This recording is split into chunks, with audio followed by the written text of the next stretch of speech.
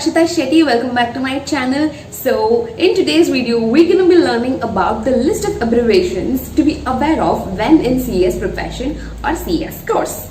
Okay, so this video is going to be very informative and very useful, especially for CS student. So please stay till the end of the video and do not forget to like, share and subscribe to this channel. Okay, so enough of the introduction, let's quickly get into the video. Abbreviation number 1 is ACS by FCS. Now, what is an ACS? ACS is an Associate Company Secretary and FCS is a Fellow Company Secretary. What is the difference between the two? Yes, what is the difference? Let's learn. A freshly qualified Company Secretary, if he has an experience of 5 years or less, is known as an Associate Company Secretary. Whereas on the other hand, or on the vice versa, FCS is a Fellow Company Secretary, that is a freshly qualified Company Secretary. If he has an experience of about 5 years or more, then he is known as an FCS. Okay, you get to listen to this term usually during your internship, or especially for people who are actually undergoing their stipend or articleship in a firm, get to hear this very frequently. Okay, so ACS and FCS membership number is allotted separately to the qualified members. Clear? Yes.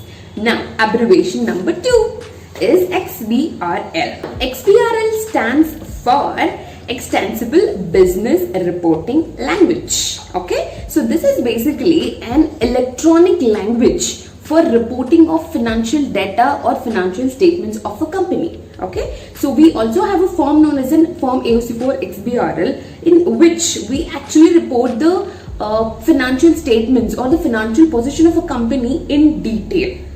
There is actually a format in that we fill in the details related to a company and we report it to the Ministry of Corporate Affairs. Okay, this is actually a very simple, reliable, effective and a cost efficient method. There are many softwares that are providing XBRL system or XBRL facility so that the reporting can be made simpler. Okay, this is actually an initiative towards ease of doing business as well. Okay, now abbreviation number 3 refers to NCA. I think most of the students would be aware of this keyword. NCA is a very multi-purpose website, guys. It allows us to file forms, file complaints, raise issues, claim for refunds, apply for public inspection and apply for DIN, register a DSC and many other uses, guys. So it basically offers a lot of uses. Okay, so that's why a company secretary has a lot to do with MCA website. I'm going to be making a separate video on how to use an MCA website so that it is very useful to you guys in the coming days. Abbreviation number 4 is NBFC. NBFC stands for Non-Banking Financial Company. It is a company which is engaged for the purpose of loans and advances or for the acquisition of shares, debenture, bonds and securities. Okay, so this is something which we come across, I think, even in your CS curriculum. Okay, so this might be not very new, but yes, you should be aware of this term.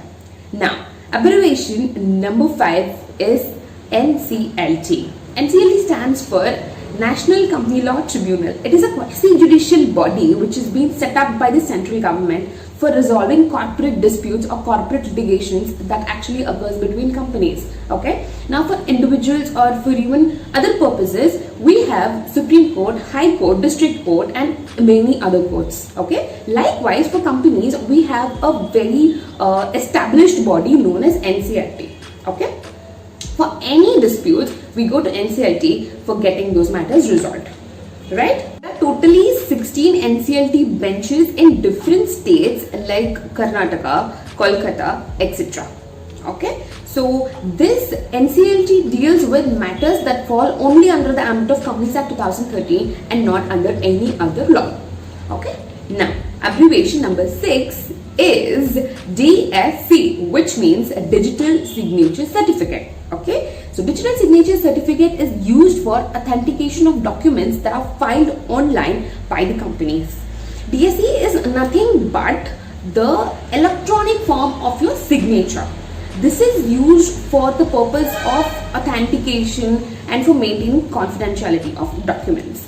Okay, it is basically a small key. I can show you once if you want, and you will just have to attach it to your system just like a pen drive, and you have to affix the signature of a director, company secretary, whoever is the authorized signatory. Either a company secretary, director, bankers, auditors, or even any other authorized signatories can apply for DAC, guys. Okay, it's not just for director, but it is for a wide range of persons. Abbreviation number 7 is DIN.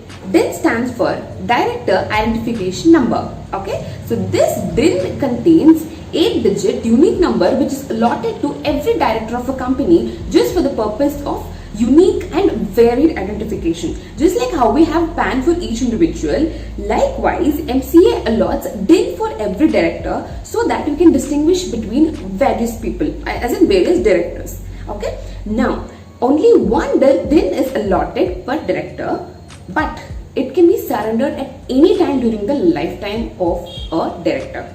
Okay, if you obtain more than one DIN, then it amounts to non-compliance under the Companies Act 2013, for which you will have to pay penalty. Okay, of course this is a part of your curriculum, so you must be aware of this. Okay, so DIN can be applied through MCA website through DIR 3, or even if you are doing incorporation, then it can be incorporated in SPICE form itself.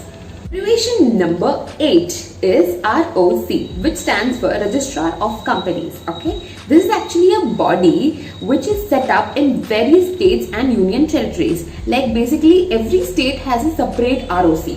Duty of ROC is actually to incorporate the companies, maintain a registry of records of companies, and even file any complaint or even just raise a case against any of the companies. Okay, that is the prime duty of ROC, that is the Registrar of Companies. Okay, so this is a centralized place where we file all the forms related to the Companies Act. Okay, that fall under the ambit of ROC. Now, next abbreviation, that is abbreviation number 9, is FLA. FLA is again a return which is filed with RBI. Such companies have to file FLA return on RBI website every year on the date stipulated by the Reserve Bank of India. Abbreviation number 10 is IEPF. IEPF stands for Investor Education Protection Fund. Now, this is a fund that is established by the central government for the purpose of protection and awareness of investor education, or for the purpose of claiming the unclaimed dividends. Okay, students who have actually studied company law in detail would be actually aware of this term, because any dividend which is not claimed for a period of 7 years would be transferred to a fund known as IEPF. Okay, so from this fund, any dividends that are unclaimed can be claimed by the investors. So we'll come to the end of the video. If you guys like this video, then please do like, share and subscribe to my channel, and please let me know in the comment box if you want a part 2 of this video. So I'll be coming up with more and more informative and useful videos in the future. Please do keep in touch. Take care, guys. All the best. Prepare well for your next attempt. I love you all. Bye bye.